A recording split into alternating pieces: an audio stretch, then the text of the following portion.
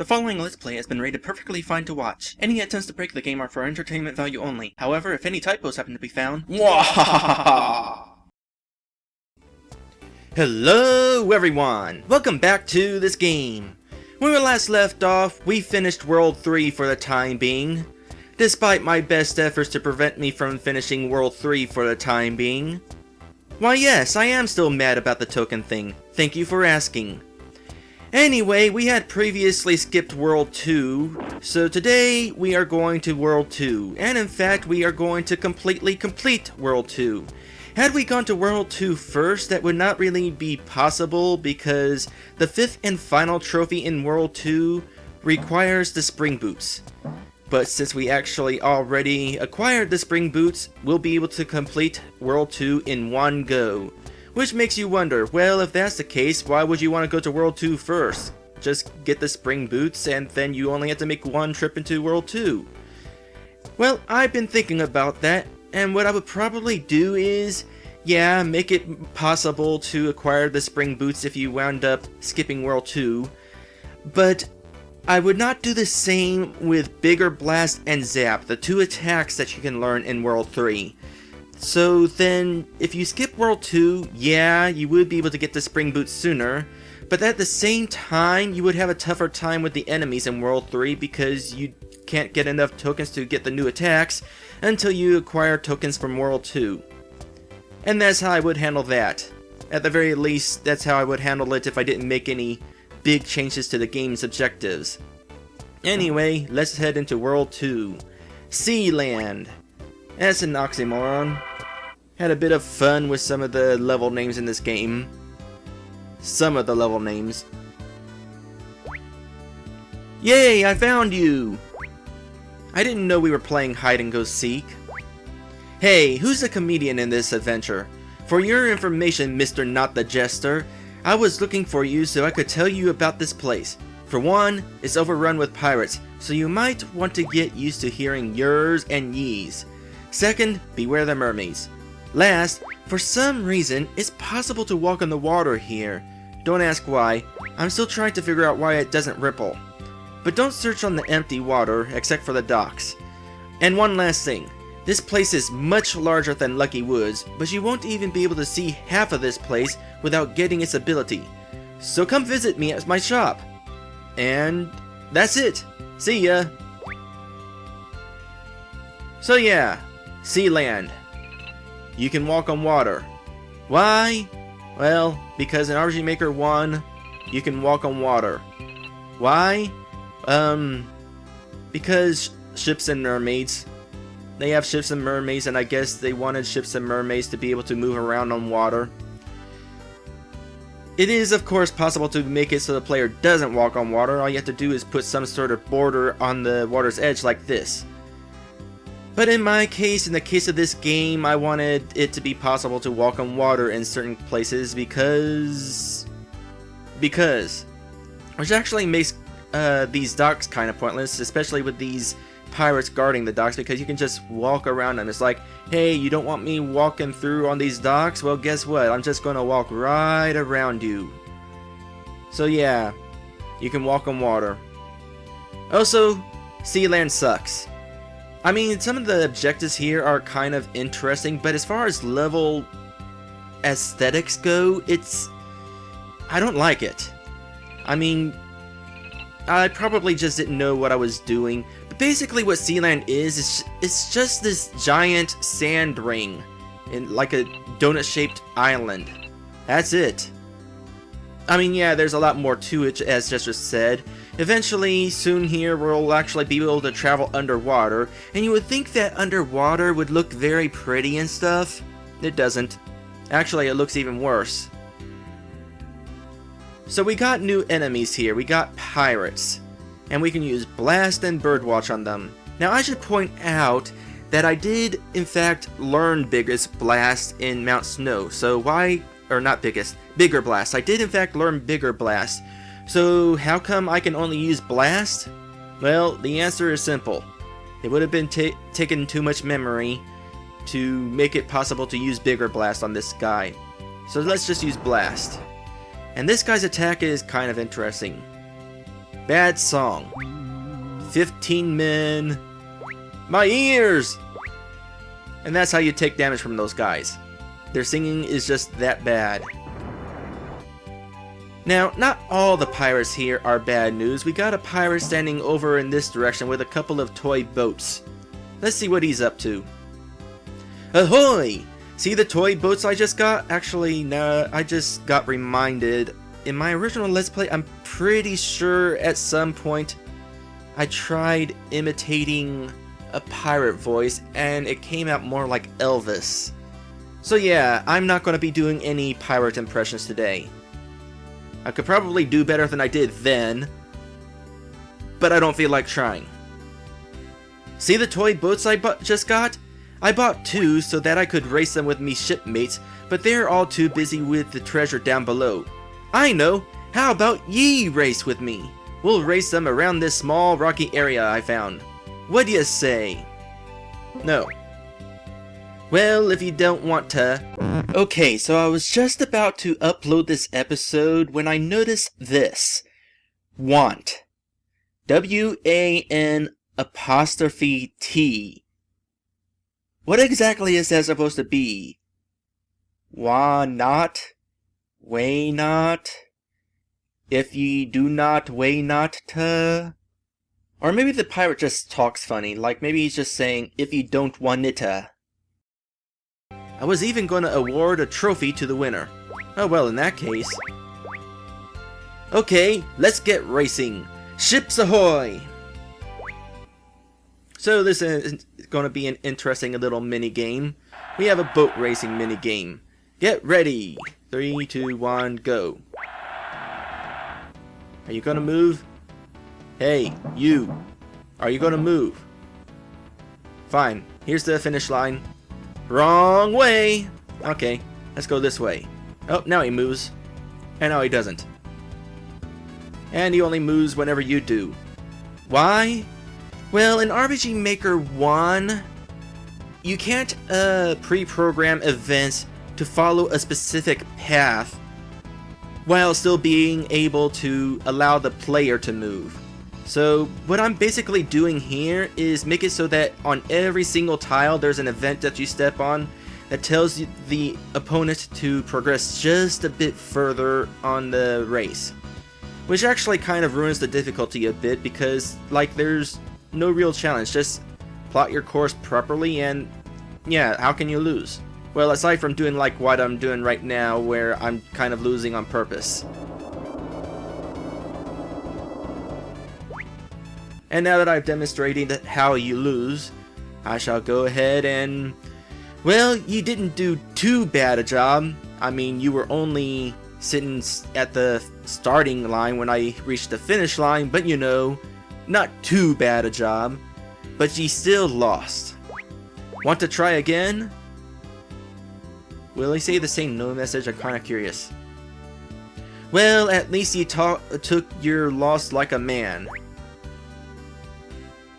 Also, I just realized that the boats were facing towards us as if we just brought them back, so that's a little nice touch. Alright, let's try this again. This time, we're actually going to win. Now, as far as aesthetics go, yeah, this is kind of ugly. Just a line of rocks. Something I kind of feel like I should have done was, like, have Mr. Knight and the Pirate on an island in the middle of this course. Speaking of this course is not very long. Because of, I mentioned this before, but there is a limit to how many events you can have on a single map. And obviously having an event on every single walkable space in this course kind of, it uses up a lot of events. Now, thinking about it a bit, I could probably make this race a bit better. Probably come up with some sort of way to add a bit of challenge and make it look nicer, perhaps even longer. I should totally try that sometime just to see what I could do. That was fun! You're pretty good. You'd make a great pirate if only ye weren't a landlubber. Here's a trophy for ye. Now during that race, you might have noticed that there was a question mark token along the way. And if you didn't notice that there was a question mark token along the way, you clearly wasn't paying attention, because it was like right out in the open. I'm going to show you how to reach that thing. How's about a rematch? No. And he doesn't say anything if you say no this time. So let's go ahead and do the rematch. This is like the only mini game that you can play multiple times. And the only reason you can do that is if you miss the question mark token, which I missed on purpose just for the sake of demonstrating, like, finishing the race normally and that sort of thing. I'm stalling. I have stuff to talk about and I'm stalling. So, if we come across here, right next to me, this rock is a slightly different brightness than the surrounding rocks. That is a little clue that if you go like this, you can actually go across this rock. And that's how you acquire the question mark token. It is the heart question mark token. And now I think I'm just going to dial some more and, you know, kind of let this guy win, because I feel sorry for him, and I already got the trophy anyway.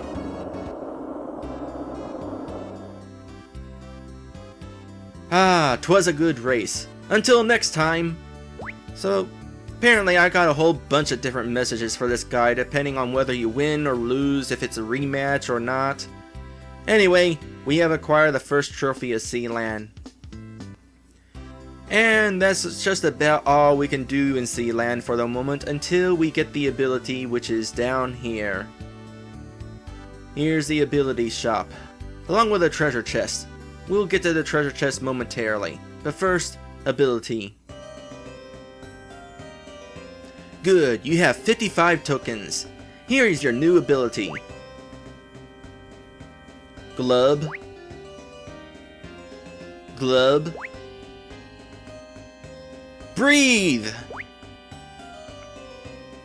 You can now use guild growth.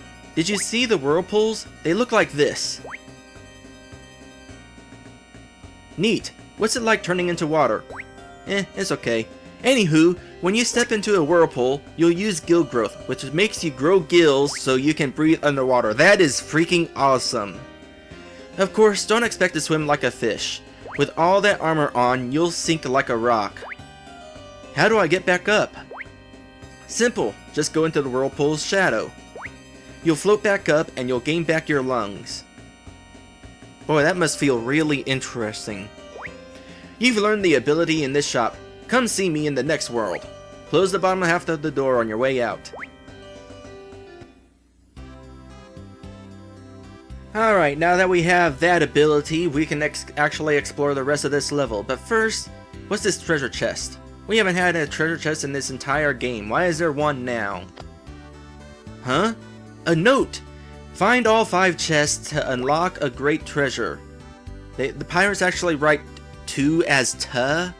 Do they actually think it's the word is "ta"? Hint 1. A hidden chamber under the sea. You know, that reminds me. Written accents kinda suck. I was playing the Nintendo DS version of Dragon Quest IV, and it's like, my gosh, this is hard to read, because those accents were thick. If you're going to have accents, make them really simple. Don't make them thick like that. But anyway, we are going under the sea. Downwards, deeper. I wish I knew the lyrics. But anyway, we're going under the sea. And like I said, it's going to be kinda sorta ugly down here. Yeah.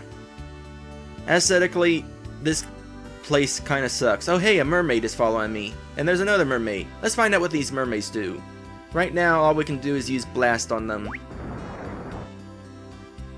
Whirlpool. Unfortunately, that whirlpool doesn't like raise you up. Instead, it causes damage. And how much HP do they have? I'd say they have 2 HP. So, even though World 2 Sealand kinda sucks aesthetically, it actually had a really interesting... Oh hey, hello respawning mermaid. It actually had a really interesting concept, Remember when I said that in my earliest plans I was planning on you getting kicked out after collecting a trophy? Like in Mario 64 and that sort of thing? Well, in Sealand, there was a really big purpose to that. Depending on which trophy you decided to go after, it would affect the tide. The tide would go out depending on what trophy you would select. And there was some interesting level choices that I had in mind depending on the tide's level. Like, for example, the HP token that was in the boat race. It originally was going to be, let's see, my note says it was revealed on a small piece of land that is revealed on an outgoing tide. Speaking of the boat race, it was not in my original plans. There was no boat race. I had other trophy ideas. And I shall mention those trophy ideas after I take a look at this. Let's see, there's an odd looking piece of wall here and there's a token sitting here. This must be important. Indeed it is. We can go back here and find a door. And here is the second chest. Another note! Sure is in good condition for being in the sea. Oh, it's laminated.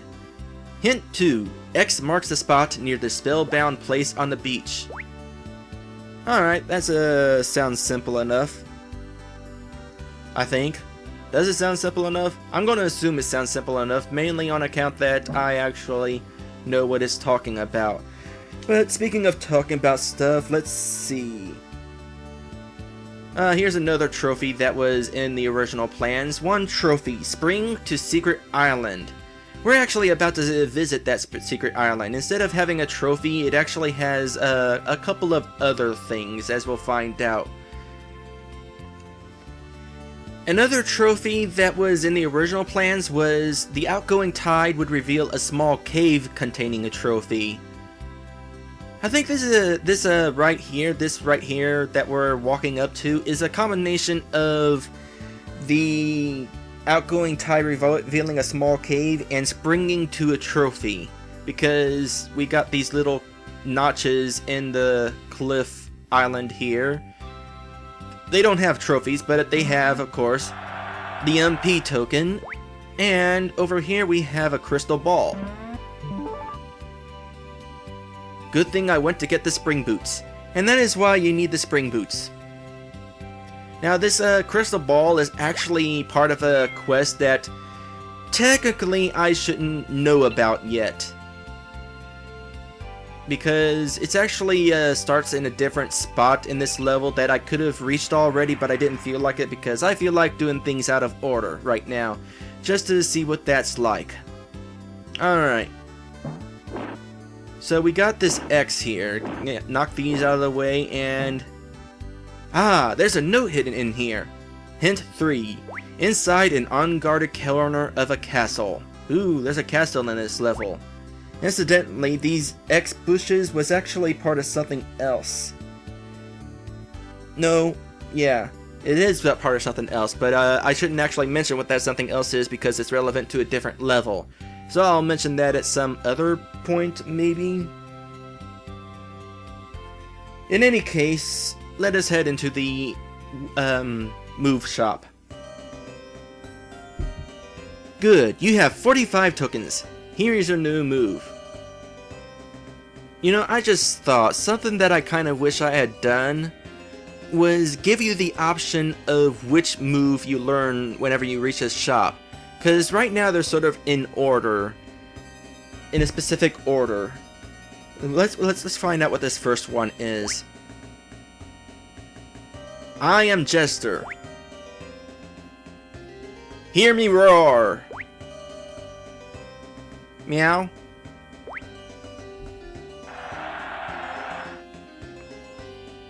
You can now use Spotlight. This move gets some bad guys confused and makes them wonder where the light and cheering comes from. They might think they imagined it and hurt themselves to get focused, which gives you an opportunity to get in an extra hit. In other words, it's a confuse spell. I have one more move left in this shop. Come back when you've found 65 tokens. I'm willing to bet I have found a lot more than 65 tokens. In fact, let me find out specifically. 105, that is considerably more than 65 tokens. Good, you have 65 tokens. Here is your new move. Ting. Tang. Walla Walla Bing Bang. Man, I love that old Dr. Mario commercial. Hey, I'm getting a trophy! No, it's just another attack. You can now use Form Swap. This move lets you take the form of your opponent, but it's only an illusion, so if you take the form of a bird or something, don't think it can fly and jump off a cliff. The thing about this move is, it doesn't have any useful effects in battle. You need to have an apostrophe there. It is only... No, wait, there is no supposed to be apostrophe there. Unless I want to say, like, it is only to be used to fool the bad guys, or something like that. I don't know, let's move on. It could easily be considered an ability, but since it is used in battles, it is a move. And the form wears out when you go through a portal. You've learned all the moves in this shop. Come see me in the next world. Close the bottom half of the door on your way out. So that right there is why I think it would have been nice had I given the player the option to choose which moves to learn first, because Form Swap is actually important and required in order to acquire certain trophies, as we'll be finding out. We're actually not going to be using it quite yet. I want to explore a little as Mr. Knight. So we're going to go back down this way because we need to go back down this way. There was a cave we sort of passed up and it's along the way and we're supposed to go this way. While I'm going this way, I shall mention another trophy that didn't quite make it into the final version of the game. There was a trophy in which you were supposed to like move through a maze of boulders and that would get you the trophy. And some of the boulders could be moved and some of the tokens in the game would be hidden under some of the boulders. At least I think that's how it was supposed to work out. It's not especially clear on such and such deal and that sort of thing. Come here, bird. Over here. Right. Down. No. Down. Down. Down here. Almost. To the right. Down. Come on. Down. Okay, one more time. To the right. Thank you. And now I've blocked myself from being able to continue through this room. Yay! Of course, the enemies reset as soon as you go through the whirlpool and that sort of thing, so it's not like a big deal. Man, even this cave is boring. Which makes sense because the cave in Lucky Woods was boring. Actually, at the very least, this cave is more interesting than the cave in Lucky Woods. Also, it has occurred to me that I haven't actually shown off what Spotlight works like just yet. Spotlight is another spell that takes 1 MP. The majority of this special, let's see, there's like normal attacks, special attacks, and I can't remember the categories, but it takes 1 MP, and in fact, the mermaids can be spotlighted. And it always works. If you can use it, it always works. Well, I should say, it always inflicts the enemy with it. There's a 50-50 chance after you've inflicted it that they'll attack themselves, and if they attack themselves, their attack name is in reverse.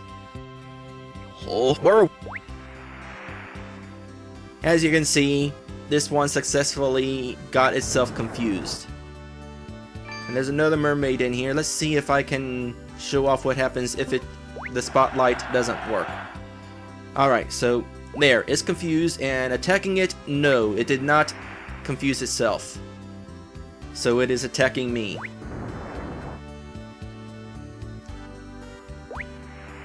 And apparently, since it wasn't confused, it's kind of more difficult to take down. Oh, I should have grabbed this crystal while I had the chance. Oh well.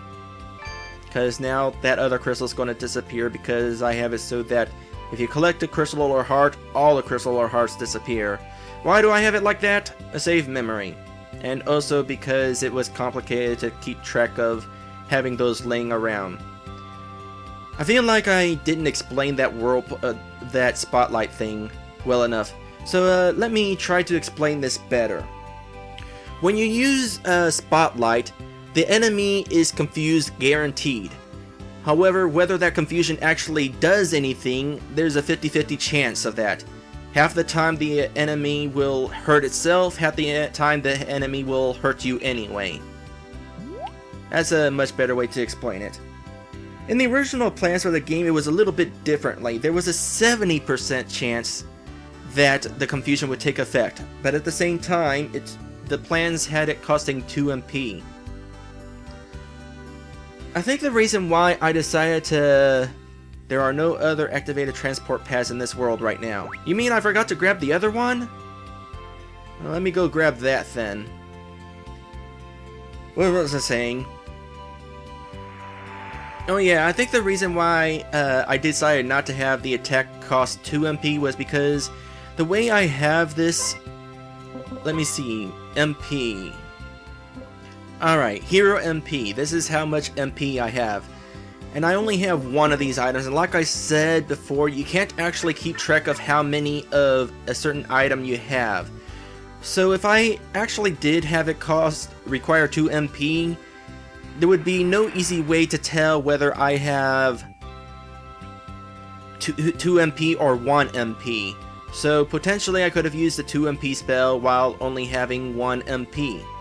Which would have been kind of sloppy. I mean, there is a way I could have handled it. I could have just made it so that along with Hero's MP, I could have had it an item that was like Hero's slightly more or slightly less MP. Or basically, I would have another MP item that is 1 less than the full MP item. And then when using attacks such as that would cost 2 MP, that would be the item that I would check, the one that is slightly lower. That was like really hard to explain. Let me see if I can explain that better. Alright, so we have the regular item, Hero's MP. And then we would have a second item, Hero's other MP. Anytime you would use a spell, it would drop from both of those.